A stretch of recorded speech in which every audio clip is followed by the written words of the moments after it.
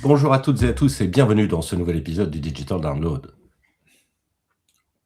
Oops. Good afternoon, good morning, and good day, wherever you may be joining us from.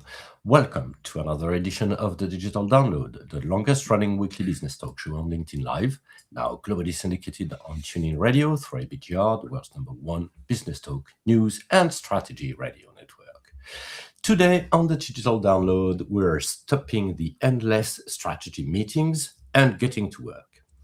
We have a special guest to help us with the discussion, Simon Hartley. Simon is an elite sports psychology consultant who coaches individuals, teams, and leaders to perform at their absolute best.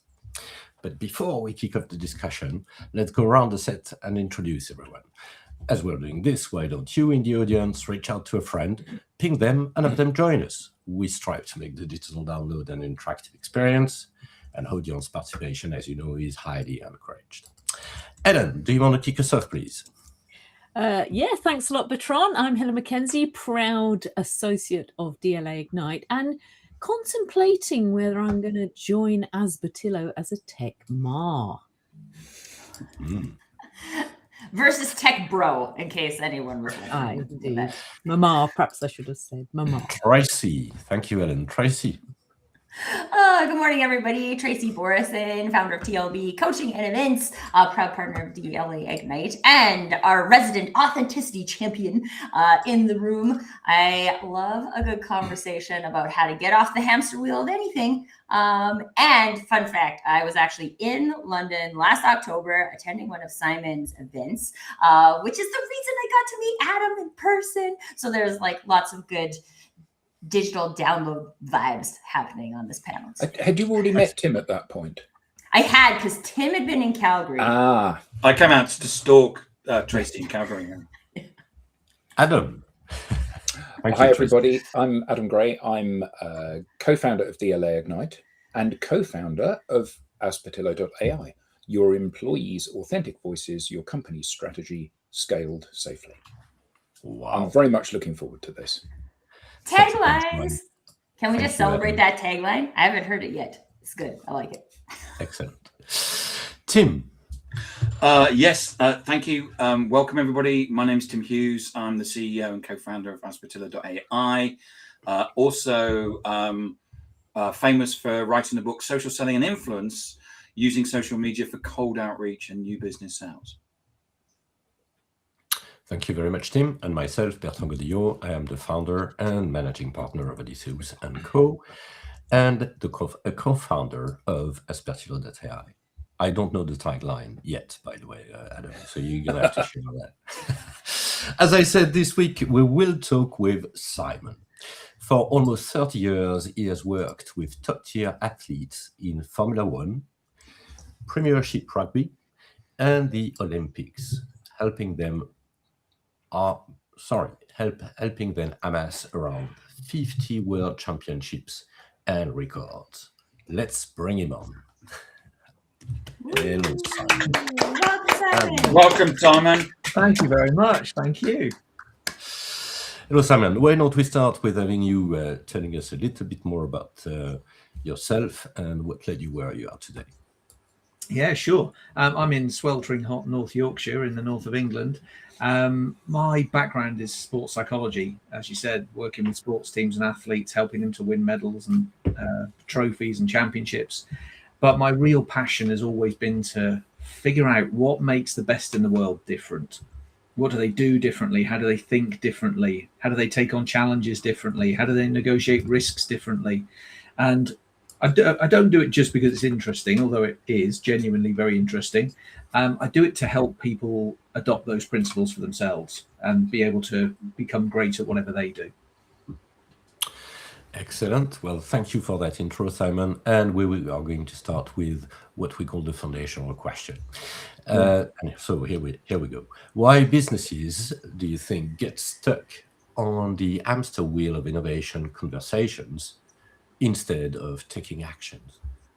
Yeah, it's a great question. And actually, you could widen the question to why do human beings get stuck talking about things rather than actually doing them? But in business, I don't think there's one point at which we get stuck. I think there are several.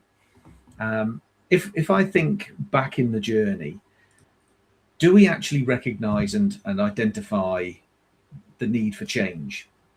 Do we actually pick our heads up often enough and say, does this thing work? Should we really change it? Is there a better way? And a lot of people are so kind of head down in the mire. They've got so much stuff going on. They're overwhelmed. The bandwidth is stretched to breaking point already. They're driven by their targets, their KPIs, their priority, whatever is in front of them. And it's usually a very, very short-term thing in the corporate world. And so lots of people don't even lift their heads up to look. And even if they do look, do they think, oh, I'm already exhausted and I've got so little bandwidth. I'll get round to that tomorrow or next week or next month. If they've seen it and they're not a senior member, do they have the courage or the permission or the scope to put their hand up and say, I think I've spotted something that we should be changing, that we should be doing differently, or there's an opportunity in front of us? Or even, I've had this really bold idea about where our market's moving, and I think we could do with a radical change. I mean, if you think about how commonly those things happen in business, in my experience, they're actually pretty rare. And that's just getting us off the blocks. That's not turning ideas into reality. That's just capturing an idea or a thought or a challenge in the first place. So I think that's maybe where we get stuck before we even start generating ideas and before we even start trying to turn them into reality. If I could add something there, because that makes me think, I'm thinking about the visual of the hamster wheel, right? And one of the things that I think also happens is we get caught up in this, we're moving. So that's the point, right? Like we should be doing stuff. We're doing many things. We're checking boxes. We're attending events. We're whatever your list of things are, right? And we're doing a lot of them. And now we have AI, so we can do more of them, which really makes the hamster wheel spin faster, right? But we still don't go anywhere. And so being able to stop long enough to understand what's the difference between movement, or how do we define movement, versus momentum, right? I think that like forward motion is something that if we're just checking movement, this happens in marketing a lot, right? Like people track tasks. How many emails did we send? How many posts did we post? How many? And it just is like, just do. Yeah. But it doesn't actually take us anywhere. And we didn't stop to ask whether or not it took us anywhere. And are we closer to something meaningful, something important? And the answer is often we're not, but we don't realize that we're not. Well, or like you said, do we have the confidence to be able to say we did all this stuff and it didn't move us any closer to our target? Because that sounds like could sound like we failed, right? Like what we're doing isn't working. Instead of being like, okay, we're all committed to going here. What we've tried didn't take us there. So what else can we try that will take us there? Instead of getting stuck or even like defend, because I've been in corporate cultures too, where that now you're like defending, right? Like, well, it can't be me who was wrong. I'll get fired, right? So like now I just like distract. Instead of taking ownership, we distract, and then we don't actually go anywhere else. Still stuck on the hamster. Yeah, and I think there's the corporate version of that. Many people can understand, because you're right, people get defensive. Actually, I think even solo entrepreneurs have a version of this, which is that they kind of become defensive. They defend against themselves, if you know what I mean. They're busy doing stuff and they want it to be productive. They want it to take them in the right direction. It was their plan in the first place. Who comes up with a stupid plan? Therefore, if I came up with it, it can't be stupid, right? And therefore, sometimes we don't even self-examine whether we're moving forward or whether we're moving our feet very, very quickly, getting exhausted, but essentially standing still. And I think one of the things that I see in some of the work that I do on at board level is, just to bring it back to the corporate, is around risk appetite and how it's not a level playing field, how you judge risk appetite towards status quo versus something new. So I think status quo gets that's doing what we've always done on the hamster wheel, gets a a lot less tough of a ride when we think about risk appetite. It feels less risky than getting off and trying something new. So I do think that, you know, when you're evaluating options, something that you're doing already, that you can measure already, talking about Tracy and her marketing metrics, feels less risky than actually getting off and doing something that you don't know that will necessarily work, but feels like the right direction because what you're doing right now isn't working. So I do think that we in the corporate world, we don't measure things in the same way, and I think that does affect how the corporate psyche feels about failure. It's more excusing of failure where it's the status quo, whereas it's harder judging on failure when it's something new. Yeah, I've reflected often that I think entrepreneurs tend to have a different view on this, and they will ask what's the risk of doing, and there is always a risk of doing, but they'll ask what's the risk of not doing, and actually the risk of not doing anything can be higher. And sometimes it's because, you know, not doing equals stagnating, not doing equals getting overtaken. And you're right, if we don't really have a clear view of the risk of not doing, we might opt to stand still thinking that that's the safest option, but actually it may not be. And I can remember actually years and years ago, I was working with a swimmer, and he was a very, very high level swimmer. He was an elite swimmer. And he had a really difficult decision to make at one point. He was going to throw out kind of 66% of everything that he was doing in search of a better way. And the 66% that he was throwing away hadn't made him a failure. It had taken him to the most successful point he'd ever been. And it's easy to throw away things that are failing. It's not easy to throw away what you've got that's made you as successful as you are in search of something that's going to take you further. And that, I think, is a really interesting dynamic for lots of people. But Bertrand tells a story often because Bertrand's an elite golfer, and he was saying that he's actually changed his golf swing. Was it 3 times or something, Bertrand? Yeah. And what he found every time that he changes is it actually gets worse before it gets better. Yeah. Very classic one. 2 things that I would like to come back to that you said, Simon. The first one is, you know, you're not necessarily into a senior position and identify. So first of all, you need to identify that you are an ID, basically, because things that are changing. And I think it goes back to what leadership, a certain form of definition of leadership definition.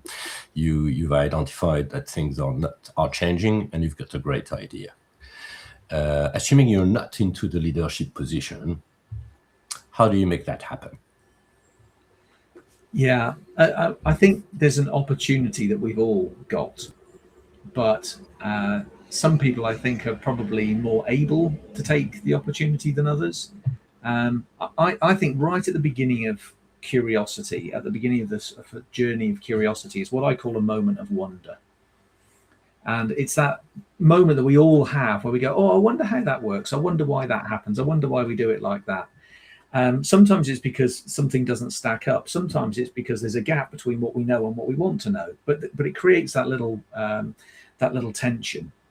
And some people capture that moment of wonder, and some people let it pass. And some people go even further, and they take that moment of wonder, they capture it, and they sort of bind a question around it. And maybe they just hold on to that question for a little bit longer. And as they hold on to it for a little bit longer, it unsettles them, because maybe we should know. Maybe I should find out. And when we do that, we've got, I think of that as a little spark. It's not a flame yet or a fire. It's a little spark. But if we wanted to take that even further, we'd have to start investing into that. And that's the first little step that anybody, not just leaders, anybody can make. Now, one of the reasons that I think we maybe end up on the hamster wheel and we don't then progress things further is that lots of the little stages after that require courage. Because whilst it's just a question in our own head or an idea or a thought, it's quite safe. But as soon as it steps out of our head If we put a voice to it, we're stepping into some potentially dangerous territory. People could laugh, people could close us down, people could fire us for saying the wrong thing, we could get excluded. You know, that there's a social risk, which is very real, because we're, as human beings, we're kind of wired for belonging, aren't we? If we were ejected from our tribe and thrown out into the wilderness, we'd be in danger. So we feel this innate need to belong. And of course, that creates a social risk. So are we willing to put a voice to this thought or this question or this challenge or this idea that maybe we need to break the status quo? Or do we keep it nicely, safely locked inside our own head? And maybe that little spark, if we think that could become dangerous, maybe we just squash it down and extinguish it, because that's the safer option. I think like one of the things that I've also experienced is like my own personal desire to not assume, right? So I was actually on site with a client, and I was waiting to go into a meeting, but then I was listening to what was happening in the meeting. The door was open. And they're talking about something I know a lot about. And so that I'm like sitting and listening and be like, well, I'm not invited to this meeting. I haven't been asked my opinion. Right? So like, I think this, and like, I feel like maybe it's risky to not say what I know. And I didn't during the meeting, but I did bring it up later in what I considered a like safer environment. So not in front of everybody in a room I wasn't invited into, but with one of the parties that was in that conversation. And then the thing that was really interesting about that is it was like your own internal process of that question of like, do I say something? Like I got the wonder, I've got the spark, and I think I have enough personal confidence to know that I have something valuable to contribute in this scenario. Will I? Yeah, right? yeah. And that's the question then. Are we taking ourselves up on that opportunity to will I? Because we are putting that it's a risky scenario. I haven't been asked. This is a senior member of the team, right? Like, I don't really think, if I really play it out in my head, I don't really think me saying something is going to like endanger my role or anything like that. But like, there's that risk. And are we going to understand that there is a risk and say yes anyway? And I will say, in my experience in doing that, which is where I think people get the experience and they just start doing it more naturally, every single time I've done it, it has added value. Yeah. Whether that means it takes the conversation in a different direction, whether it means it creates what needed to be known to make a decision, it has always been good, and it has always been celebrated by the other parties. And I think if a lot of people ask like my early bosses, like when I was young in my career, I didn't always do it maybe in the best way. I've learned different strategies over time, but I've always like taken the risk. And I think that that's what you're speaking to, Simon, with even, and Helen, you were talking about like, how do people manage risk? There are some people that are just like, I'm more willing to take that risk than some other people. But then when we talk about innovation, I think that buries a lot of ideas because we're waiting for somebody to have the confidence instead of maybe from a leadership perspective, inviting people to the table to share their expertise. Yeah, and inviting them to openly challenge what we've got and give them a space that feels safer. Absolutely. Right. Yeah. But interestingly, I think the psychological comfort element of all of this plays a huge role. So whether we feel safe or not, whether it looks like a risk, whether we've got the courage to do it, that's one element. But I think there's another element that also squashes innovation. And that's that innovation often requires time. It requires us to, what I describe often as, hold the question open, hold space for what if, not close it down and try and dash for an answer too quickly. But of course, the world likes certainty. Human beings like certainty. Corporate environments reward certainty often. We want an answer. We need an answer. We don't actually leave the question open long enough to explore it.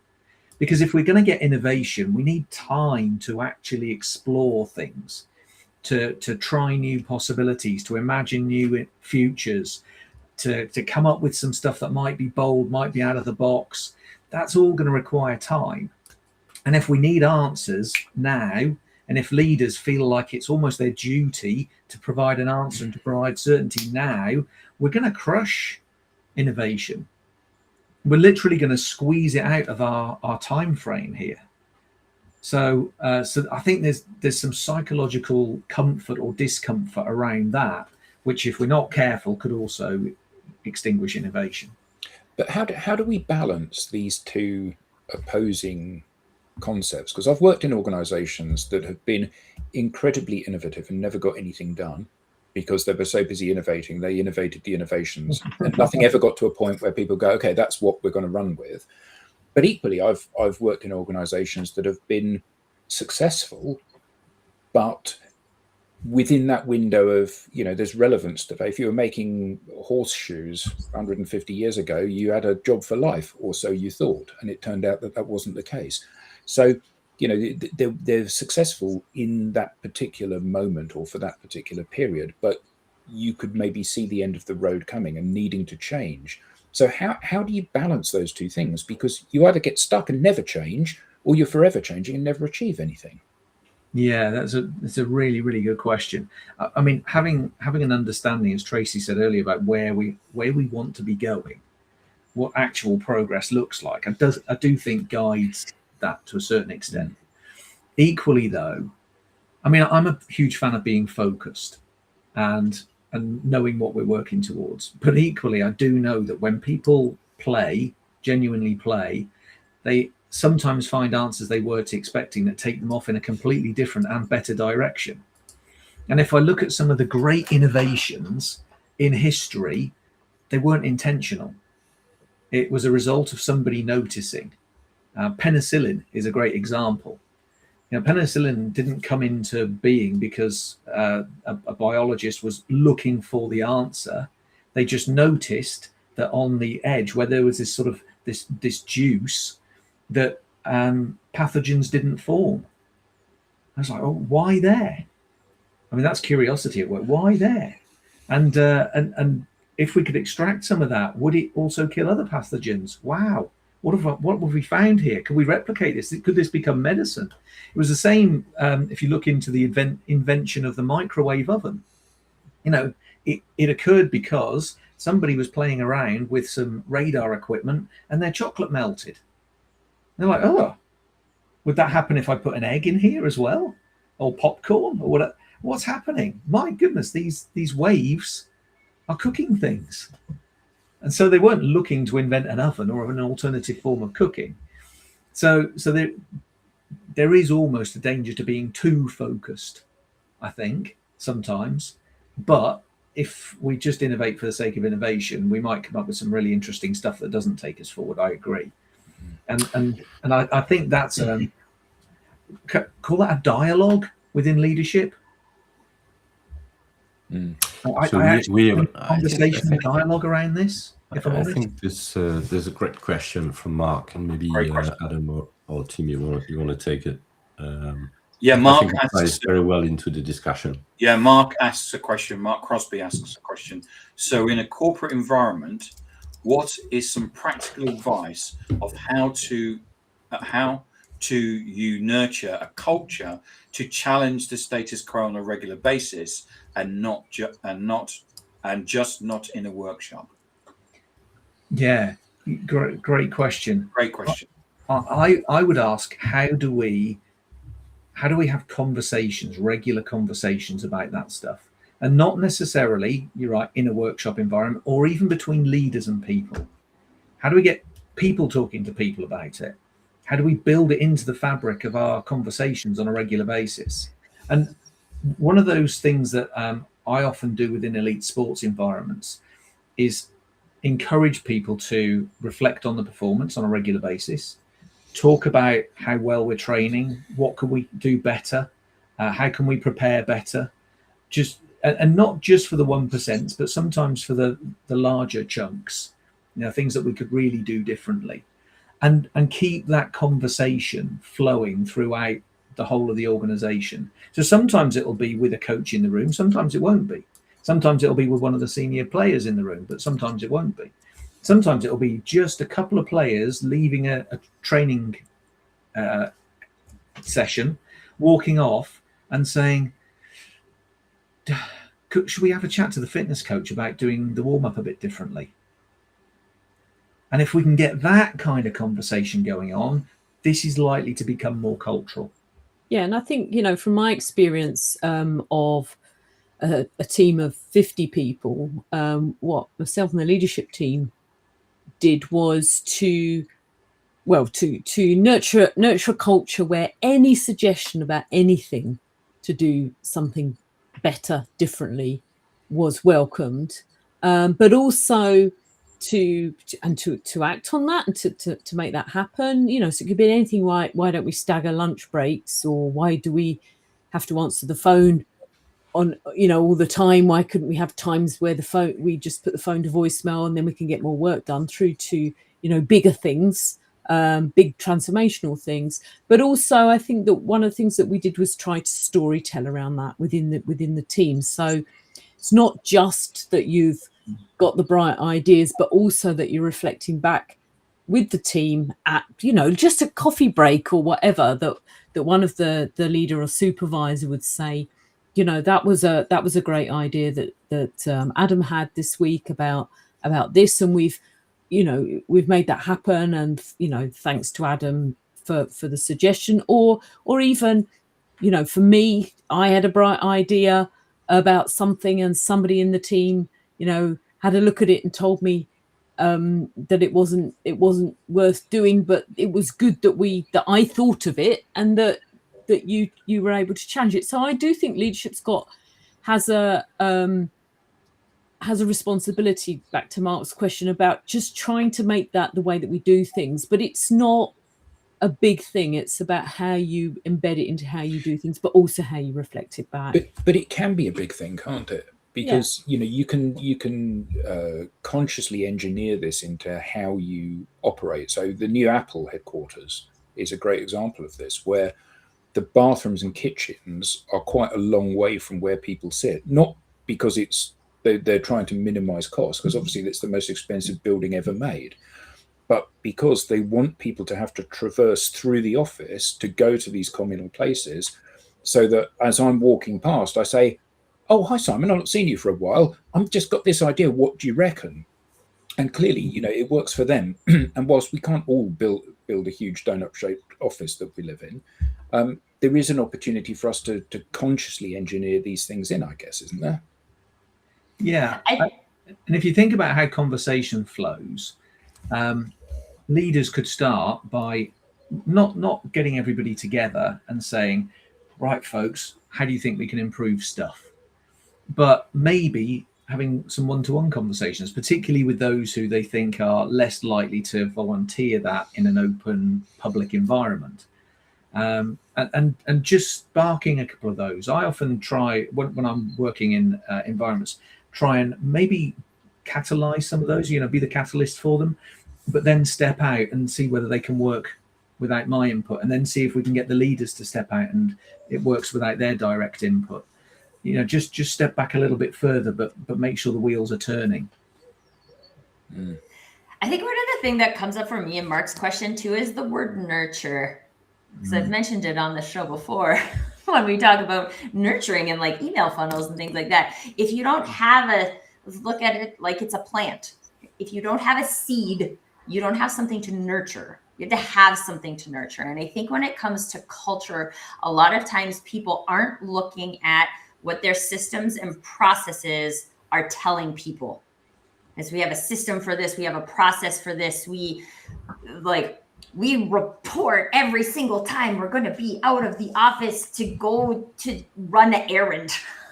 And you're like, wow, okay. And I'm not saying any of that is bad, right? But like when employees then get into like, I'm reporting this because somebody's supervising me, versus I'm reporting this because I'm keeping the team informed because I'm a critical member of the team and people might need to reach me. there's a lot of that like underlying mindset we don't control. And so if we're not looking at, and we can't control, right? Like humans control their own mindset. And so if we're not looking at what our systems and processes are telling people, what they're doing and how it's related to how we run the business, then we don't understand what the seed is. And so we can unintentionally nurture the wrong thing. Yeah.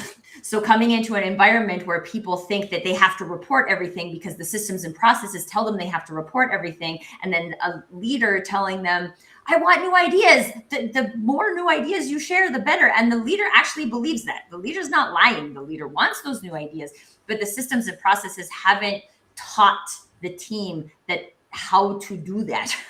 Yeah. So I think it's important to like look for the seeds before we talk about what are we actually nurturing. Yeah. And sometimes, things can be built into systems, and that's not a bad thing. But if we rely on the systems, then we might unplug ourselves from the thinking that we really need.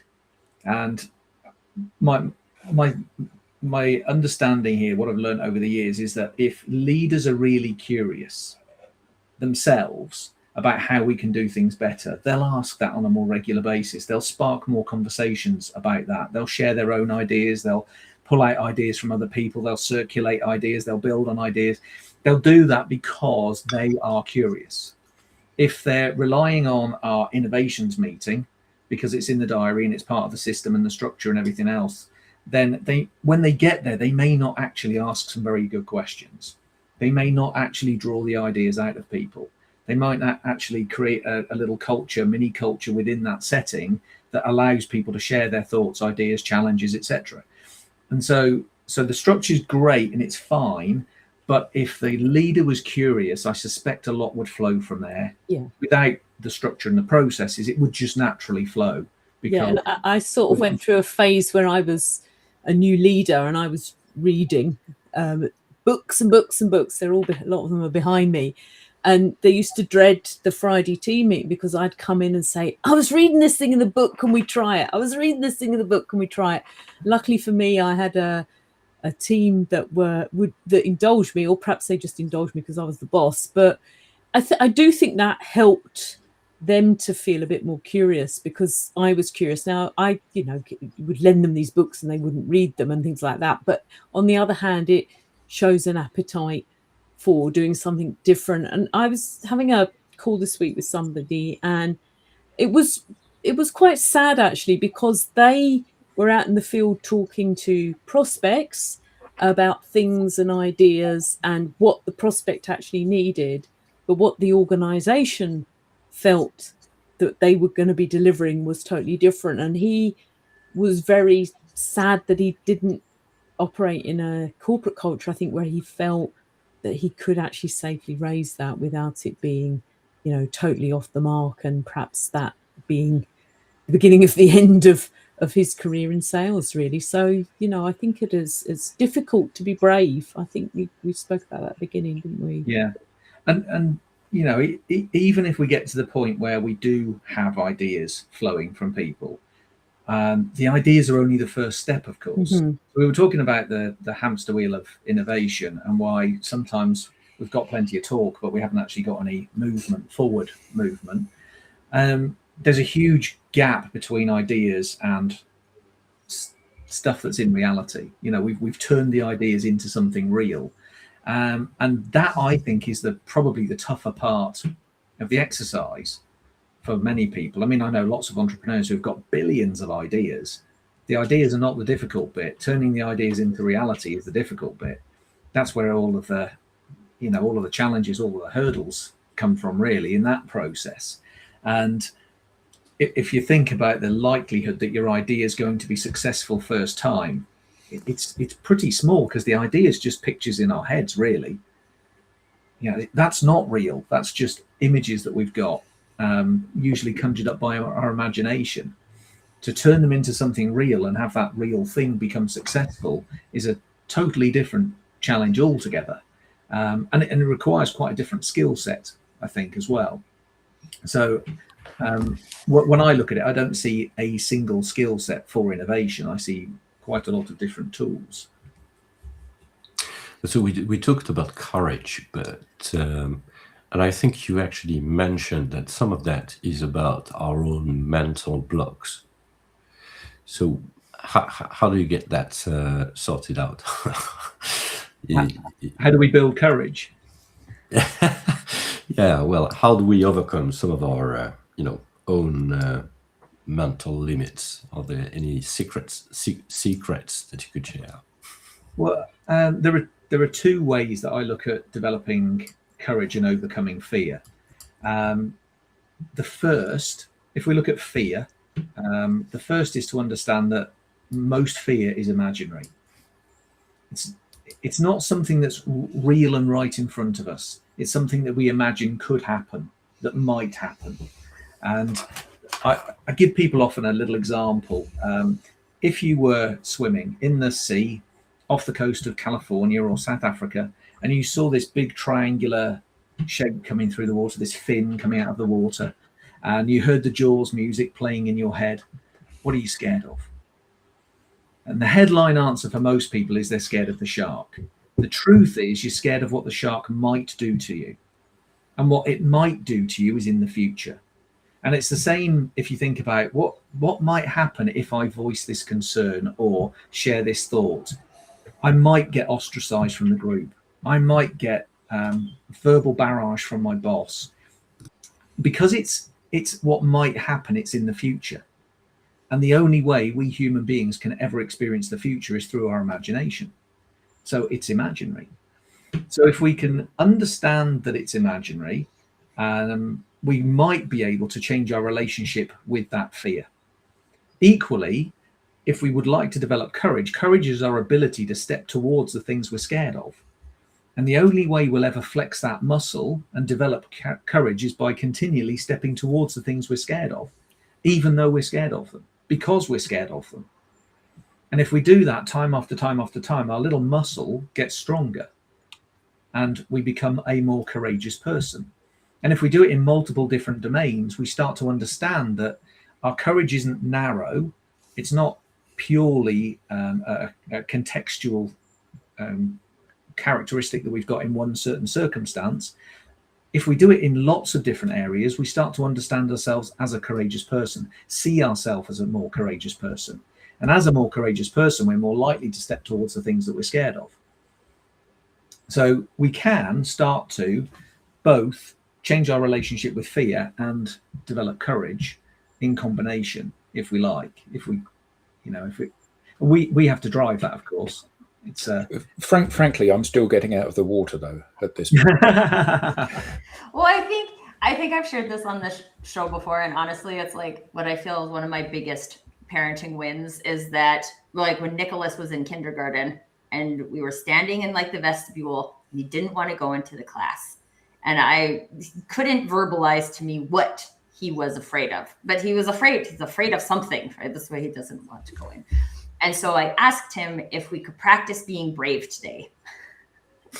And he thought about it for a minute and he was like, yes. And he took his lunch kit and he went into the classroom. And I was like, that, right? Like, we aren't just brave. We only can practice our bravery muscle in the face of fear. So yeah. Fear is not bad. Fear is good. It gives us the opportunity to be brave. And at the end of the day, we have to be the ones to take the lunch kit and go into the classroom. But at the same time, it's also really powerful to be surrounded by people who are asking you, can we practice being brave today? There's nothing wrong with you being afraid. And would you like to practice being brave today? I mean, I didn't have that as a young employee from a leader. And like, as a leader now, it's one of the things that I think is the greatest gift that leaders can give to people is that, like, you don't know if you're going to be right. And I don't know if you're going to be right. And should we practice it anyway? Yeah. What if we did? And just like Helen mentioned, right? Like, when a leader is leading by example, when they are showing curiosity, especially, I think I love when leaders don't come and just be like, I have all the answers. but more the like, I have all the questions. Yeah. Like, let's figure it out together. This is then what people see. And especially when you're like, I don't know if any of us can like go back to our like 20-year-old selves and think about like, if we had seen that from a leader, how much space it would have given us, even like whether it was like all the way to permission, but at least the belief, right? The belief that that is available. We might not have given ourselves permission yet, but like it's available. People are doing it out in the world. Maybe I could do it too. Again, this is why I love to look at it as an invitation, right? Like our behavior can invite other people to get off the hamster wheel. We can be like, hey, we're like over here, not on the hamster wheel. And if you would like to come over here and just like see what it's like, you can always go back, right? Like you can always go back to your hamster wheel, but maybe just like come over here, see what it's like. And then that's you want to practice being brave, getting off of your hamster wheel. Yeah. You can always go back. And there's a real opportunity, I think, for leaders to just enable people to play with ideas and solutions. We don't have to create the perfect solution first time. If we're trying to innovate here, let's just play with some things. Let's just imagine different possibilities. We'll stretch it as wide as we can. We're going to refine it back again. That's fine. You know, we're going to come up with maybe a few solutions and then back one of them perhaps. But let's give each other permission to play here. Because if you watch kids when they are playing, there is no fear because there's no definition or defined boundary of success and failure, right and wrong or anything. They have permission to play. And in doing so, we allow people to be really creative. So we can create those and we can expand out the ideas. The other sort of characteristic that I think is really important and helps us to turn thoughts, ideas, maybe even solutions into tangible outcomes is we have to experiment in this process. We have to put it through iteration 1 and then iteration 2 and 3, you know, and that's not new within innovation. But what I think might be for some people is the ability to truly explore and that characteristic that we could start to flex, become an adventurer, be adventurous. And I think that leads me back to, in the corporate environment, it's really important that you understand the risk appetite for all of that, because you know, one of the things that we've done on the board of the housing association that I'm on is be really clear about our risk appetite, particularly around innovation in particular areas. So there's some areas we just don't have a risk appetite at all. We have a very low risk appetite for people going on an adventure, but we've been very clear about that, and so that's absolutely fine. Other areas we want people to innovate, so we've been really clear about that, and I think that then leads us to think about what are the consequences for people when things don't work. Because if you're going to play, if you're going to be adventurous, some things will work and some things won't. So again, if you're very clear about where people can play, let's call it that, and you understand what the consequences are, and they're not playing in areas where there are going to be huge, significant consequences, then I think that is really enabling as well. And I think that's really important, because otherwise you're like a child where you're not setting them any boundaries. Like you go and do that near the edge of the cliff. I'm thinking about where I am. Run where you like. There's no boundaries. Just go and play. Well, actually, that's not responsible in terms of managing risk. So I do think that's quite interesting. Now, I was interested because Adam and Tim worked in a really, really big organisation. Was it in the areas where you were encouraged to be a bit more creative? Were the boundaries and the consequences clear, or did you have to sort of fly a kite and be brave? Was it, or you just didn't do it at all? Certainly for me, we were selling a product into some large clients, and it became very clear that the product was great, but the clients didn't really know how to use it.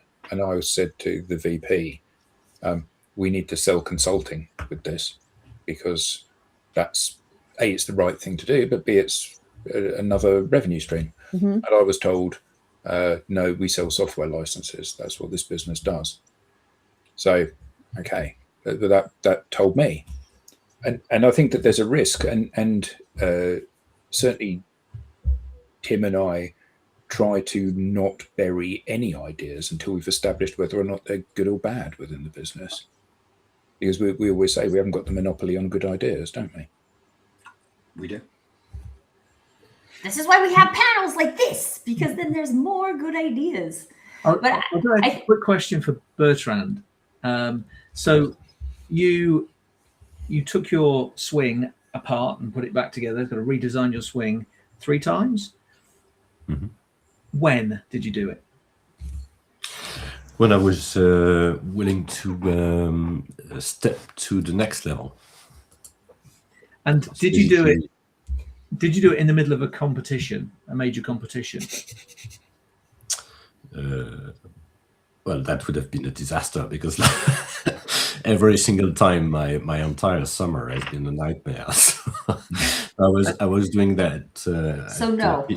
Between seasons, let's put it this way. And if I look at how athletes answer this question, sometimes it's in a training session. Sometimes there's a point in a 4-year Olympic cycle where we say, let's take everything apart. And it won't be 6 months before the Olympics, because at that point we're trying to refine things down. Yeah. But we might do it 6 months after an Olympics, when we've still got 3.5 years left of our Olympic cycle. When I think about golfers and tennis players, they will do it between seasons, not in the middle of a competitive season. They might tweak some things during a competitive season, but they're not going to dismantle their swing or their serve or whatever and put it all back together again, because that would be ridiculous. Like you say, that would be a disaster. So where and when we allow people to play and the boundaries we put on it absolutely are critical, or else we'd create chaos. But if we just keep rigidly doing things the same way we did yesterday, we're also going to create a different kind of chaos. We're just going to stagnate and go backwards. So I think the where and the when are important questions with it. There's also something that like ties this back to the destination for me, right? And again, in sport, especially in like Olympic athletes, right? Like your goal is probably a gold medal, right? Like silver and bronze are nice, but like your goal is the gold, right? That's what we're all going for.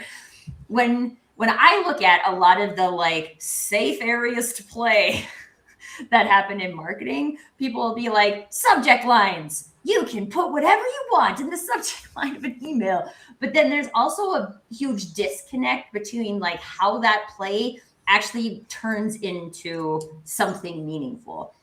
And so I think while like, I love your example, Helen, because like kids go to the playground to play or a field to play, not the cliff. We have like a water channel by our house, which it like creates electricity. And so it has like a huge undertow. If you fall in, you will die, right?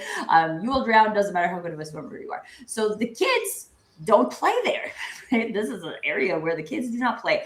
So even foreplay, having that like safe zones is important. But I think it's also important to look at, have we made that safe zone too small?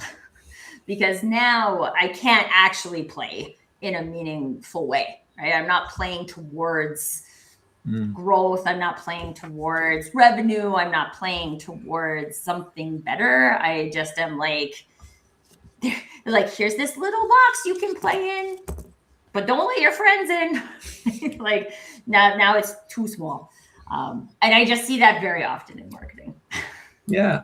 And one of the sports teams I work with are a very, very creative team. The Fiji Rugby Sevens team. They're known for being incredibly creative and flamboyant. And that starts on the training field. And in fact, culturally, it starts in fields, just without posts or without lines on the field, they just play. And gradually it moves towards a training field, and then it moves towards a competitive training field with a stadium around it, and then there's a gold medal at the end of it. And each movement allows them to bring that creativity a step further. they hone it in one environment, and when it's working really well and they can trust it, they'll bring it into another environment, and they'll hone it there, and then they'll bring it into another environment, and so at each stage they're sort of battle testing it towards reality. They're not hoping that they can take it from a field with no posts and no white lines on the floor and just a bit of sand next to a road, and all of a sudden import that into an Olympic final, into a major stadium. But they will take it through little stages along the way. And I think we can kind of do the same with any element of creativity. We can get it much closer to our coalface, our sharp end, whatever that happens to be, our commercial output. But we don't have to lose the play that underpins it. We just have to understand how it all knits together. Simon, this has been great. Thank you very much. Where can we learn more? Where can we find you? You can find me at b-world-class.com. You can find me on LinkedIn. I would love to connect on LinkedIn. And the YouTube channel is at Simon Hartley. Okay. And fun fact, you can also find Simon in Calgary in April of 2027, because Simon and I are doing an activation on how we actually think big, do bigger when it comes to innovation. So if you're in the Calgary area, or if you have always wanted to come to Calgary, this is a good time to do that. Just saying. I would also say, if you're on the planet called Earth and you fancy maybe even getting a flight to Calgary, we'd love to see you there. We are pulling people in from all over the globe, let's be honest. Wow. So you don't have to be native to Calgary to come to this event. And there's a good reason why we've called it Think Big, Do Bigger, because that's exactly what we're going to be doing over the course of 2 days in Calgary. Next so April. much doing. Excellent. Well, certainly, if I were in Calgary, I would attend. Yeah, man, I heard flights are not that expensive. And perhaps Toulouse. if we think there's a direct big, flight from Toulouse, maybe not to Calgary. if we think big, we might be there. We think, but think bigger. Three things I'm taking away from that discussion. Fear is imaginary. I love this one. Really cool. Really cool. Courage comes from practice. Pretty good as well. We need space to play. Thank you for this one, also, Tracy. And that certainly shed a specific light on the whole Aspertillo experience we've been going through in the last few quarters, but we'll come back to that another day. Okay, so we now have a newsletter. Everybody should know that. Sorry for this, because I am probably going to... That's okay, Adam. You're still safe. If you want to know more about the show, the upcoming episodes, just flash the QR code on the screen or visit us at digitaldownload.live/newsletter. With that, Simon, thank you very much. Thanks to our audience, and see you next time. My pleasure. Thank you. Bye-bye. Bye.